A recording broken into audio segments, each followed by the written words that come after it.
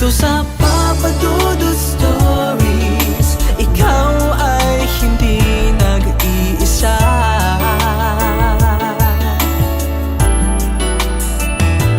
Dito sa Papa Dudut Stories, may nagmamahal sa'yo. Papa Dudut Stories, Papa Dudut Stories,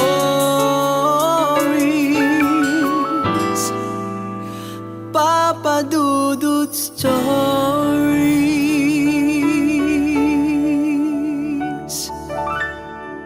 Hi sa inyong lahat mga ka-YouTube, maraming pong salamat sa inyong walang sawang suporta sa pagtutok sa ating programa sa YouTube. Kung kayo po ay nagnanais na mag-share ng inyong mga storya, ipadala lamang po yan sa papadudutstories@gmail.com. Ngayong araw sa ating Papa Dudut Stories. Dear Papa Dudut, magandang araw po sa inyo at sa lahat ng mga avid listeners ninyo. Isa po ako sa mga masugid ninyong tagapakinig sa radyo at sa YouTube. Ilang beses ko na rin pong sinubok na sumulat sa inyo, pero natatakot ako na baka may makakilala sa akin dahil sa aking kwento. Medyo maselan po kasi ang aking kwento ng aking buhay. At baka marami din ang hindi makaunawa at batuhin ako ng mga pangit na komento. Papa Dudut, itago nyo na lamang po ako sa pangalang Sunny. At sisimulan ko ang aking kwento nung ako ay nasa second year high school pa lamang. 14 years old ako nang makilala ko si Atong, classmate ko siya at naging matalik na kaibigan. Kasama sa lahat ng kalokohan, sarap at hirap ng buhay. Naaalala ko pa noon na madalas kaming magkating classes para lamang pumunta sa ilog at maligo. Tapos ay magnanakaw kami ng mga tanim na prutas, katulad ng mais, mani, saging at marami pang iba. At isama pa ang mga manok na siya naming kakatayin at lulutuin para gawing pulutan o pang-ulam. Halos lahat ng kalokohan ay aming nagagawa. Dala ng aming kabataan. Sa klase ay madalas din kaming mapagalitan ng aming mga guro dahil sa aming mga kalokohan. Papa Dudut, ako po ay medyo shy type at lahat ng kalokohan ko ay nakuha ko lamang mula ng makasama ko at maging best friend itong si Atong, na simulat sa pool ay maloko ng tao. Masaya ako dahil mula nang maging magkaibigan kami ni Atong ay nailalabas ko na ang tunay na ako. Hanggang tumungtong kami ng third year high school ay nakilala namin si Ebang. Ang ganda niya. Si Ebang ay taga Maynila na nag-transfer dito sa aming probinsya. Classmate namin siya. Maputi at makinis, medyo maliit nga lang pero napakaganda niya. Dahil doon ay naging muse nga namin siya. Unang kita ko pa lamang kay Ebang ay tinamaan na agad ako sa kanya. Para bang nag-slow motion ang lahat. Nang una siyang tamaan ng aking mga mata. Grabe, sobrang ganda niya, Sunny. I think I'm in love. Eto na ang babaeng pakakasalan ko. Bulong agad sa akin ni Atong na ang tinutukoy ay si Ebang. Halos lahat nga ng mga kalalakihan sa amin ay nabibighani ni Ebang dahil sa kakaiba nitong karisma. Pareho kami ni Atong ng nararamdaman, pareho kaming na in love kay Ebang. Pero kung si Atong ay lantaran ng pagpapakita niya ng nararamdaman niya kay Ebang, ako naman ay hindi. Itinago ko ang nararamdaman ko dahil alam kong wala naman yata akong pag-asa kay Ebang. Sino ba naman ako para magustuhan niya? Isang simpleng estudyante, hindi naman matalino at may taglay na kalokohan pa. Sabi nila may itsura naman ako, matangkad at maputi. Pero hindi naman siguro sapat yon dahil mas marami ang pumoporma kay Ebang na mas angat sa akin, matatalino, gwapo at may kaya pa. Isali na natin si Atong. Oo, sinimulang ligawan ni Atong si Ebang.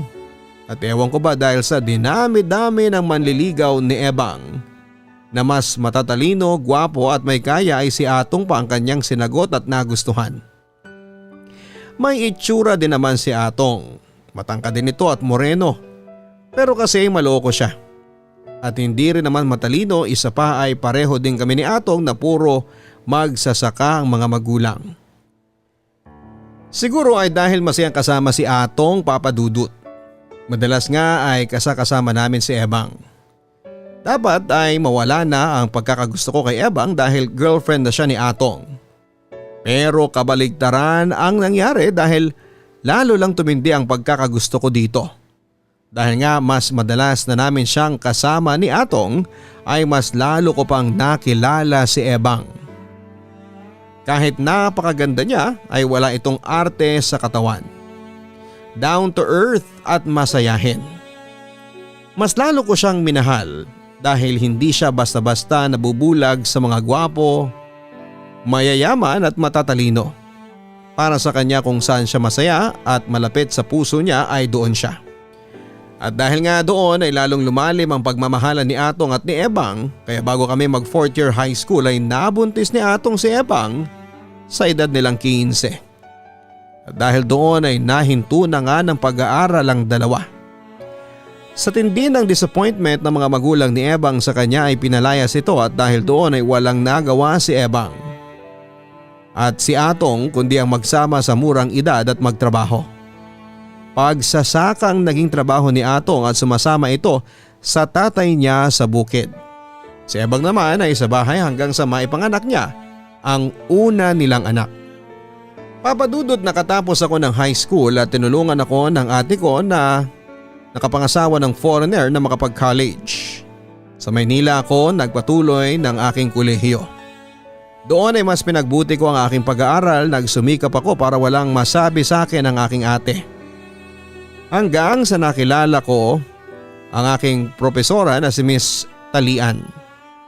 Matagal ko nang nakikita at naging teacher ko din si Miss Talian sa iba kong subjects noon, pero noong 3rd year college na ako ay doon lalong nagsimula na magkakilala kami ng mas malalim nang minsang mag-cruise ang landas namin sa isang bar. Nakita ko si ma'am sa isang sulok na parang lango na yata sa alak at nag-iisa. Parang pamilyar sa akin yung babaeng yun parang si Miss Talian yun sa isip-isip ko. Inoobserbahan ko muna siya at noong nalaman ko na nag-iisa siya at medyo parang lasing na ay nilapitan ko siya. Nagpaalam ako sa mga kasama ko na mga ka-boardmate ko. Hi ma'am, mukhang nag-iisa ka at medyo may tama na yata kayo. Nag-aalala ko sa inyo baka mamaya niyan may ibang masamang tao ang magsamantala sa kalagayan nyo. Bungad ko dito. Mapungay na ang mga mata nito na pahapayaw akong tinignan. Ano bang pakialam mo? Wala kang pakialam. Lumayas ka sa harap ko, sino ka ba? Halos pabulol-bulol na nasabi sa akin ni ma'am. Ma'am, estudyante niyo ako. Mabuting tao naman ako. Ako si Sunny. Noong nagpakilala akong estudyante niya ay saka lang siya medyo naging komportable at pinaupo niya ako. Doon ay nagsimulang magkwento si ma'am. 8 years sila ng kanyang boyfriend since college sila.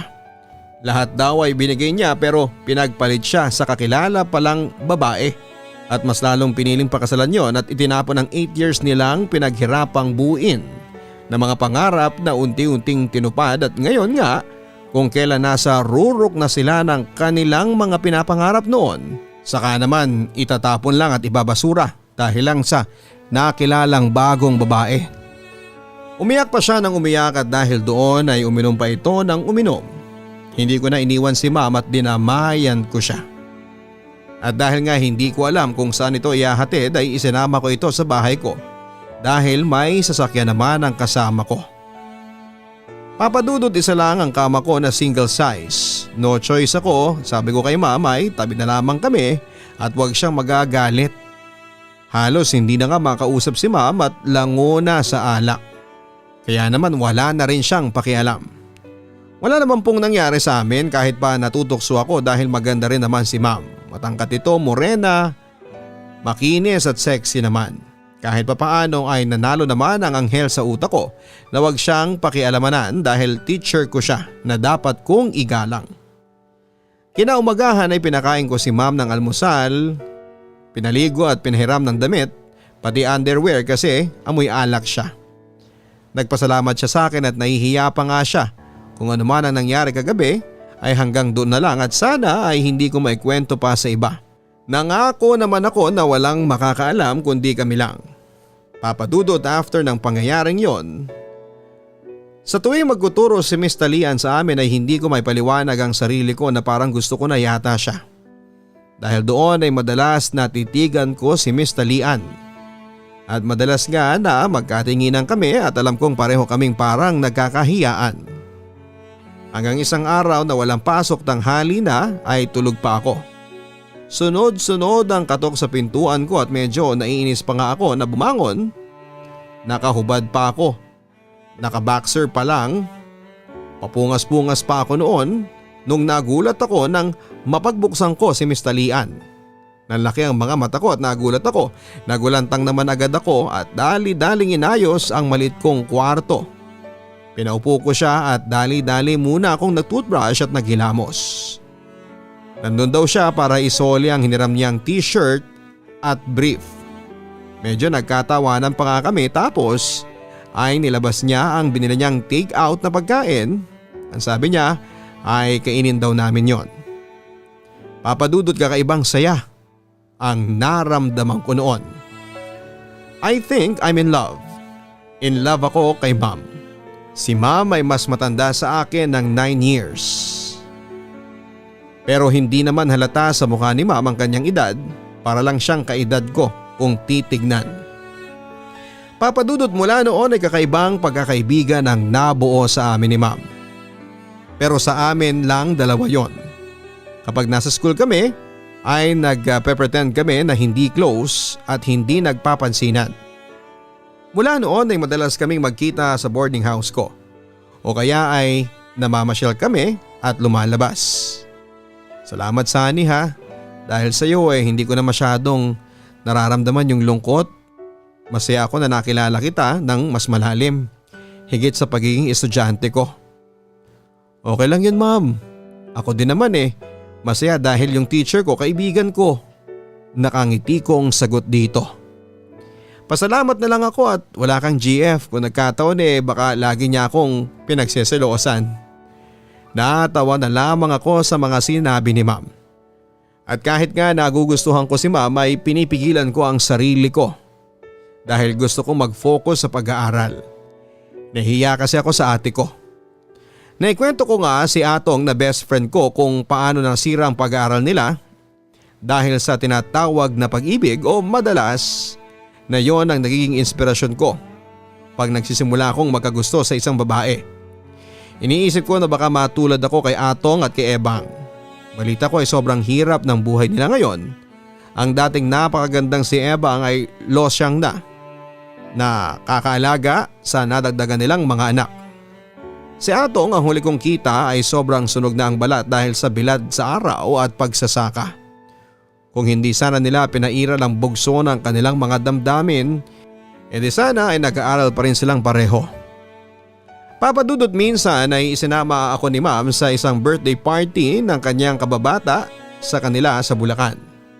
Nagkainuman kami at hindi na kami pinauwi ng kaibigan niya dahil sobrang gabi na, kaya doon kami pinatulog. At dahil no choice ay sa salas kami pinatulog na halos magkakatabi na kaming lahat na mga naging bisita na nagiinuman. Katabi ko si ma'am pero may mga katabi pa kaming iba na halos 10 yata kami na magkakahilera sa malapad na pinagdugtong-dugtong na kutsyon. Mula noong unang gabi na nakatabi ko si ma'am, noong una ko siyang nakita sa bar at ngayon ko lang ulit makakatabi si ma'am sa pagtulog. Pero mas kakaiba ngayon dahil mas may malalim na akong feelings para sa kanya. feelings na hindi ko maamin-amin. Papa Dudut, halos hindi ako gumagalaw dahil nakukuryente ako sa pagtatama ng balat namin ni Ma'am. Halos mag-uumaga na yata nang medyo tinamaan ako ng antok nang biglang yumakap sa akin si Ma'am. Tinignan ko ang mukha nito, tulog na tulog ito. At dahil doon ay hindi na siguro niya naramdaman yung pagyakap ko ng mahigpit sa kanya. Sinimulan ko siyang yakapin at papadudot nagsimula ako mag-init. Akala ko ay hindi magigising si Ma'am pero gumanti siya ng mas mahigpit pang yakap sa akin. Nagkatinginan kami ni Ma'am at sinimulan niya akong halikan. Nang medyo malalim na ang halikan namin ay niyaya niya ako sa CR. Sumunod daw ako sa kanya pero papadudot na takot ako na baka may mangyari sa amin at mabuntis ko siya.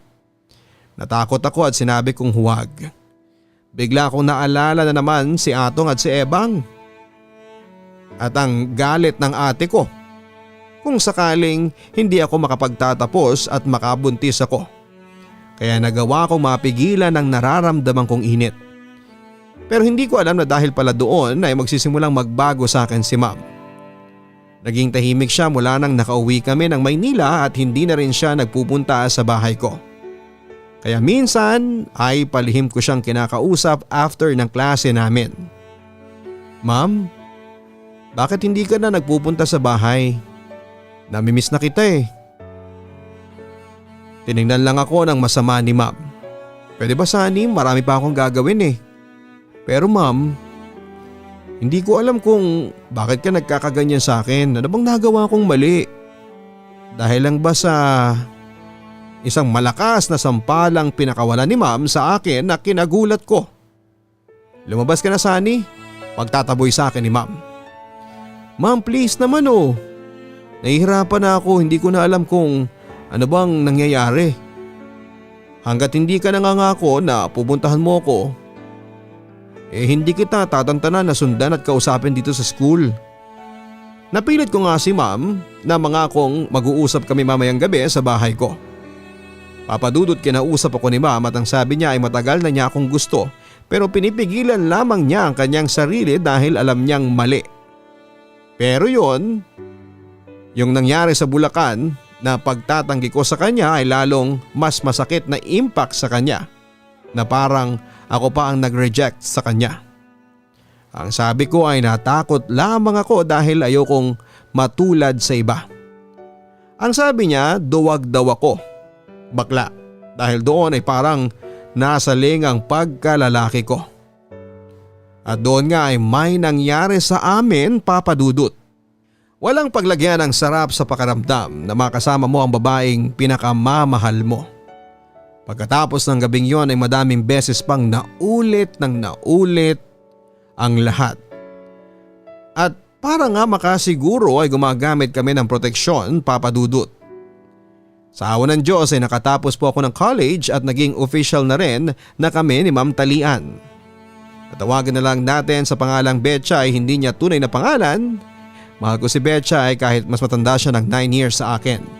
Magkasundo naman kami at unti-unti ay naipakilala na rin niya ako sa pamilya niya at mga kaibigan. Ganon din siya sa aking pamilya at mga kaibigan. Papadudot na nga ako kay Betcha ay natutuparin ko muna ang aking pangarap na makapagtrabaho ng stable, mapaganda ang bahay namin sa probinsya at mabigyan ng maliit na negosyo si nanay at si tatay. Pag alam kong okay na ang mga magulang ko ay saka kami magpapakasal ni Betchay. Kahit na nasa 30s na si Betchay, sabi niya ay hihintayin niya ako. Pero sana raw ay dalian ko. Papadudot sa mga sinabi ni Betchay na dalian ko ay umisip ako ng mas malaking pagkakakitaan. Kaya naman naisipan ko ang mag-abroad para mas malaki ang kitain at matupad ko na kaagad ang mga naipangako ko sa sarili kong gagawin ko sa aking pamilya. Pinagbuti ko ang trabaho ko. Hanggat may pagkakakitaan ay ginagawa ko yon. Sideline dito, sideline doon at iba't ibang racket bukod sa aking trabaho sa Dubai. Unti-unti nga ay naipaayos ko na ang bahay namin sa probinsya at nakapagpatayo kami ng mini grocery sa aming bayan. Hanggang sa isang araw ay nagbakasyon ako sa Pilipinas Masayang masaya ako na unti-unti ko nang natutupad ang mga pangarap ko. May maganda ng bahay ang nanay at tatay ko. May negosyo na rin sila na pinagkakakitaan na minamanage din ng isa ko pang kapatid. Hanggang sa naisipan kong dalawin si Atong at si Ebang. Naisip ko na sila ang naging inspirasyon ko para magsumikap at matakot na umibig nung ako ay nasa college pa lamang. Natatawa na lamang ako kapag naaalala ko yon. Sobrang nagulat si Ebang at si Atong nang dalawin ko sila, ibang-iba na si Ebang. Para bang mas matanda ito ng 10 taon sa tunay niyang edad. Losyang na ito kung titignan. May bitbit na maliit na bata na anak pa rin nila. Pang-apat na yata nilang anak ito. Si Atong naman ay ganun din. Halos tumanda din ang itsura nito, sunog ang balat sa pagsasaka, matipuno naman ang katawan. Marahil ay sa gawain sa bukid. Tuwang-tuwang mag-asawa nang makita nila ako. Pare, big time ka na. Lalo kang pumuti at gumagwapo. Sa'yo ba ang sasakyan na yon? Pare, hindi ako makapaniwala na yayaman ka, ang sabi ni Atong sa akin. Pare, sinuwerte lang. Yang sasakyan, hinuhulugan ko pa yan. Halos hindi mapuknat ang pagkakatitig sa akin na mag-asawa sa tuwa at pagkagulat dahil mula nang graduate ako ng high school ay ngayon lang muli kaming nagkita ni Atong at ni Ebang.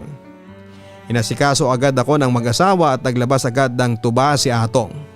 Naku pare, iinom tayo, hindi pwedeng hindi ha, at marami tayong pagkukwentuhan.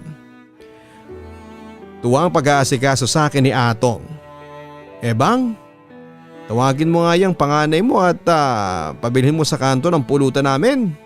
Sigaw ni Atong.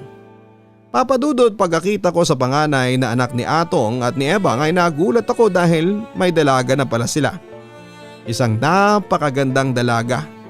Kamukhang kamukha ito ni Ebang noong kabataan nito.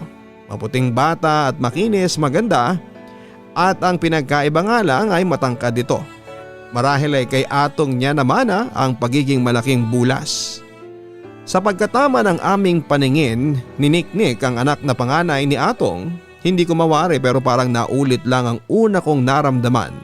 Para kay Ebang, nag-slow motion ang paligid ko.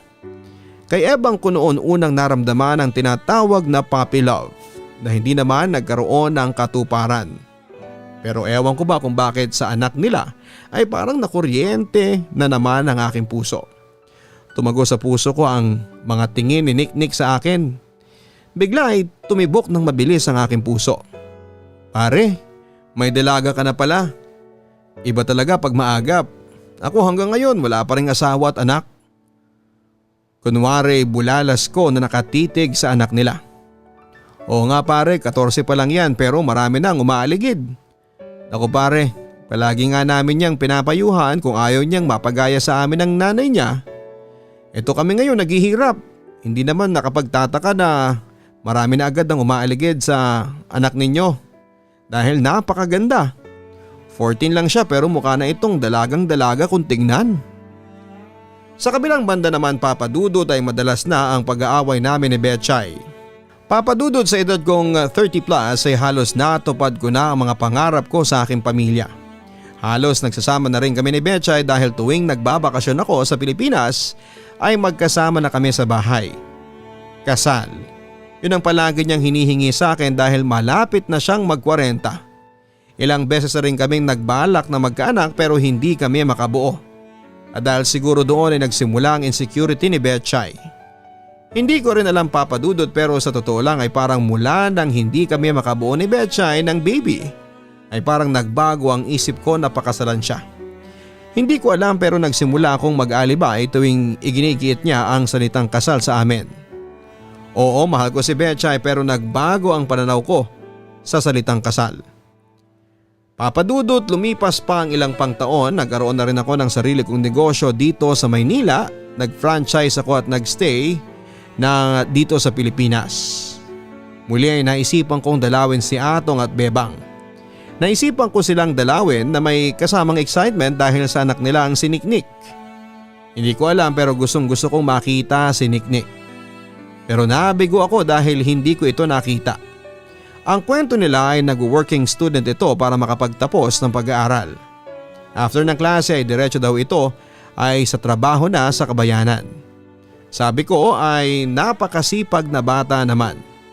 Ang sabi ni Ebang ay nagbunga lang ang madalas nilang pagpapaalala dito na magsumikaw upang hindi ito matulad sa kanila ni Atong.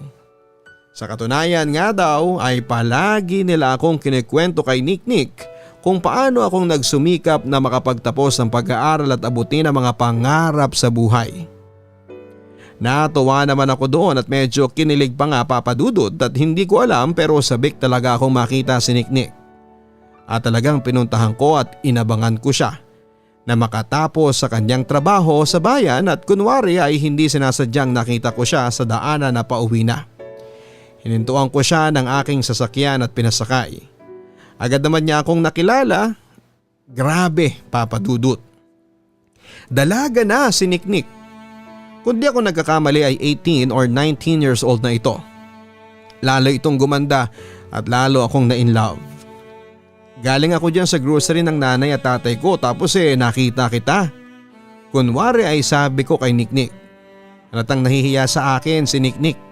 Mabuti at natandaan mo ako, best friend ko ang mama at papa mo. Dugtong ko dito. Opo, kilala ko po kayo at madalas kayong ikwento ni na mama at papa sa akin. Pati yung mga kalokohan ninyo noong nag-aaral pa kayo. Ngiting sabi naman ni Niknik. At madami pa nga kaming napagkwentuhan ni Niknik at bago ko pa siya ihatid sa kanila ay kumain muna kami at pinamili ko siya ng kaunting personal na gamit niya. Iyang-hiya si Niknik at ayaw sanang tanggapin pero pinilit ko siya. Papadudot, yun ang simula ng para bang ngayon ko lang ulit naramdaman ang salitang in love. Nahihiya ako sa sarili ko lalo pat anak siya ng aking best friend. Hindi ko alam kung ano ba ang magiging reaksyon ni Ebang at ni Atong kung sakaling malaman nilang nililigawan ko si Niknik. Pero ang mas gumulo sa isipan ko ay ang magkagusto naman kaya sa akin si Niknik. Tito nga ang tawag niya sa akin. Sasabihin ko sana na Sunny na lang ang itawag mo sa akin pero hindi ba nakakahiya? Papadudod sa edad namin ni Betchay ay wala pa rin kaming edad. Nagsasama kami at tila nakalimutan na rin ni Betchay na kulutin akong pakasalan.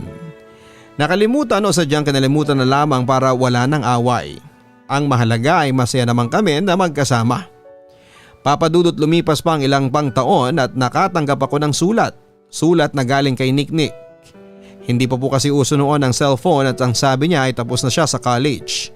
Gusto niyang simulan na maghanap ng trabaho sa Maynila. Wala siyang kilala dito kundi ako lamang. Kakapalan na raw niya ang kanyang mukha upang humingi ng tulong sa akin na baka matulungan ko siya. Alam daw ng mama at papa niya ang ginawa niyang paghingi ng tulong sa akin. Ang tanging gusto lang daw ni Niknik ay matitirhan habang naghahanap pa siya ng trabaho dito sa Maynila. At pag nakahanap naman daw siya ay saka na lang siya lilipat ng tirahan at tatanawing isang malaking utang na loob yon. Masayang masaya ako at excited na makakasama ko si Niknik. Pinagpaalam ko yung kay Betchay at pumayag naman siya. Dahil sa pagiging excited ko, ako pa mismo ang sumundo kay Niknik sa kanilang bahay. Sobrang pagpapasalamat naman ni Atong at Ebang sa akin. Papadudot ako na mismo ang naglakad para magkaroon ng trabaho si Niknik. Nilapit ko siya sa mga kakilala ko at nagkaroon na nga siya ng trabahong maayos. Papadudot, pigil ang damdaming nararamdaman ko kay Niknik. Aminin ko na mahal ko siya, mahal na at lalo pang tumitindi. Pero alam kong bawal. Lahat ng kabutiang loob ay ipinakita ko kay Niknik at ganoon din naman si Betchay kay Niknik. Sabi ko kay Betchay parang anak na rin ang turing ko kay Niknik dahil anak ito ng mga kaibigan ko. Hanggang isang araw Papadudot, ako pa lang sa bahay at wala si Betchay. Inabutan ako ni Niknik sa salas na nanonood ng TV. Kakauwi lang nito mula sa trabaho. Ang dami mong dala Niknik ano ba yan? Tanong ko dito. Nako tito, sumahod na ako, naggrocery ako ng kaunti at binili kayo ni na Tita Betchay ng blouse at t-shirt. Nagmadali pa itong buklatin ang mga pinamili niya at agad na inabot sa akin ng t-shirt. Tito, para sa iyo yan sukatin mo. Medyo mura nga lang po pero mula yan sa taos-puso kong pasasalamat sa inyo ni Tita Betchay. Napatitig naman ako sa mga mata ni Niknik.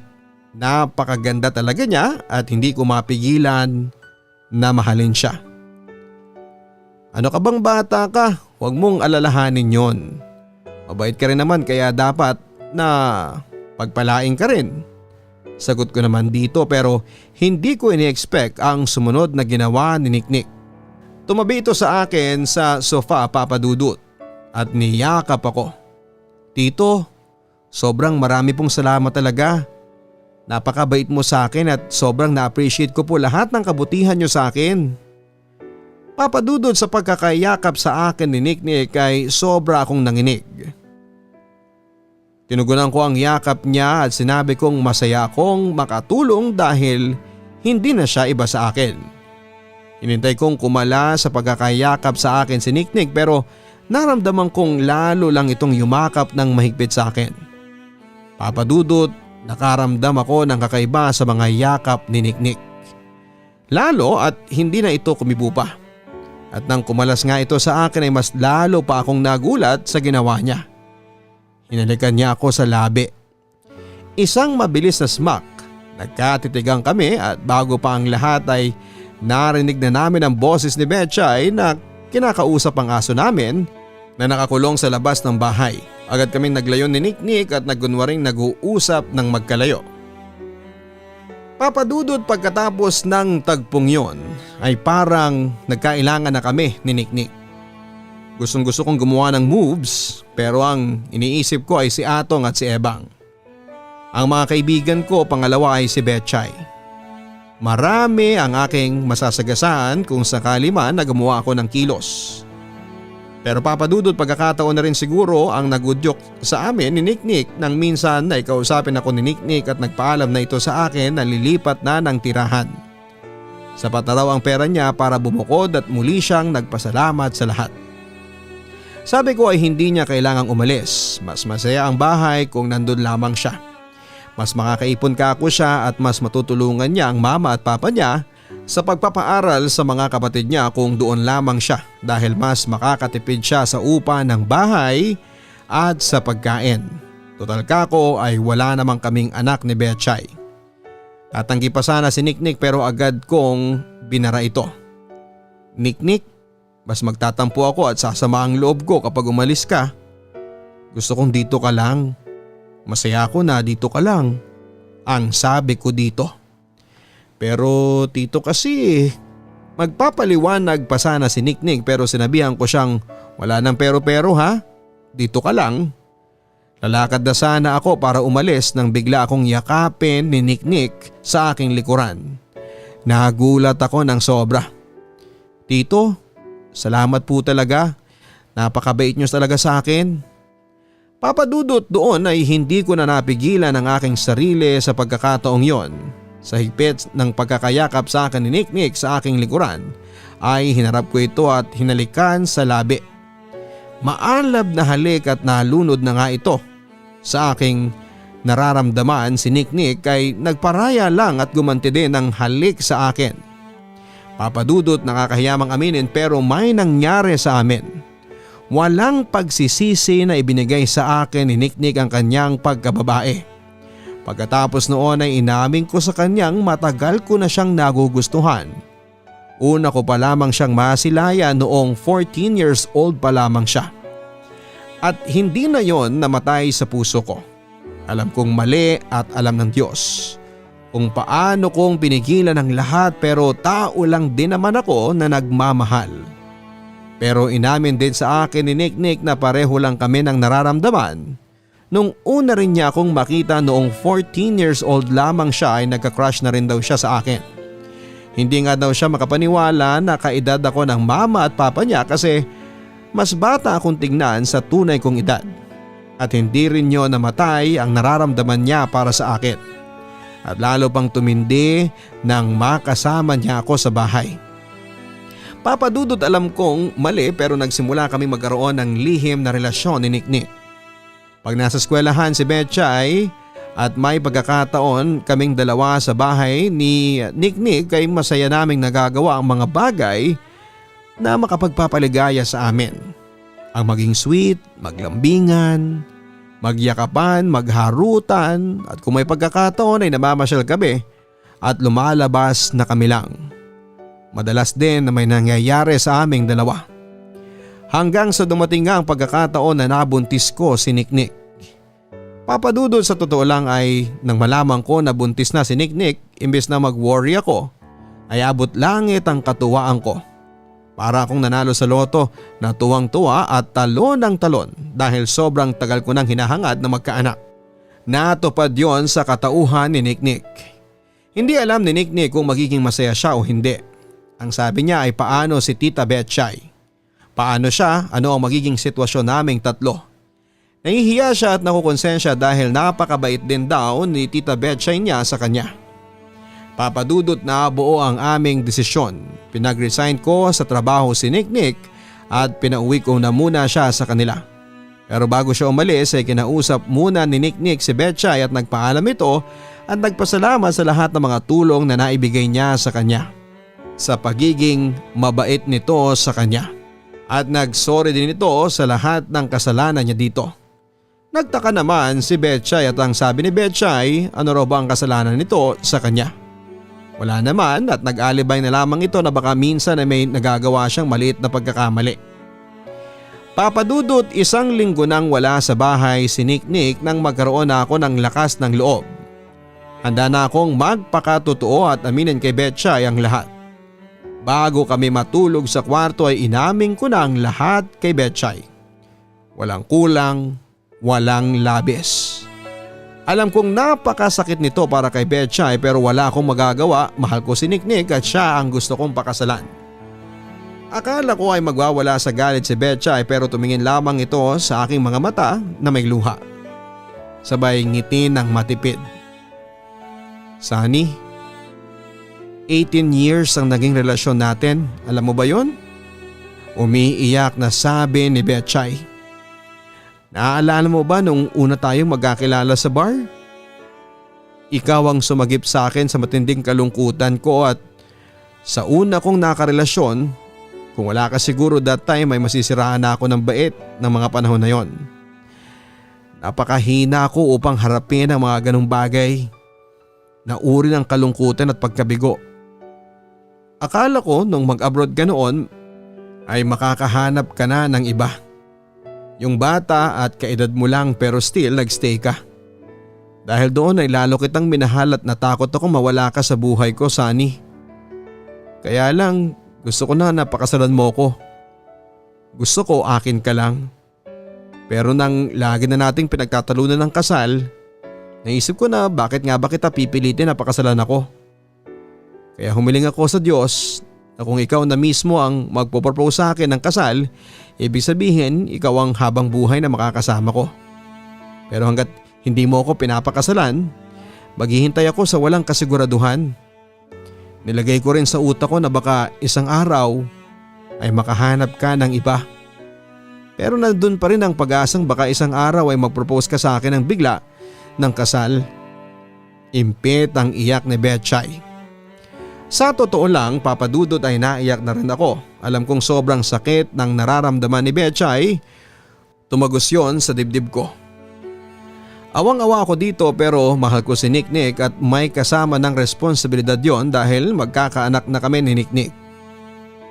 Papadudot sa huli, maayos kaming nagkahiwalay ni Betchay. Ang bahay at lupa na pareho naming pinagtulungang bilhin at ipagawa ay pinagkasunduan naming ibenta at paghatian ang pinagbentahan. Ganon din ang iba pang mga gamit at sasakyan. Pagkatapos ng lahat ay agad kong pinakasalan si Niknik. Wala namang naging samaan ng loob sa amin nila Atong at Ebang. Masaya pa nga sila na ako ang napangasawa ng anak nila. Nagsimula ulit kami ng panibagong buhay ni Niknik dito sa Maynila dahil nandito ang negosyo ko. Nabalitaan ko na lamang sa iba naming kaibigan na nag-resign na raw sa pagtuturo si Betchay at kasalukuyang nasa France kasama ng iba nitong mga kapatid at ina. Noon pa man ay kinukuha na ito halos lahat ng kaniyang pamilya ay nandun na kasi. Dahil lamang sa akin kaya ayaw niyang umalis.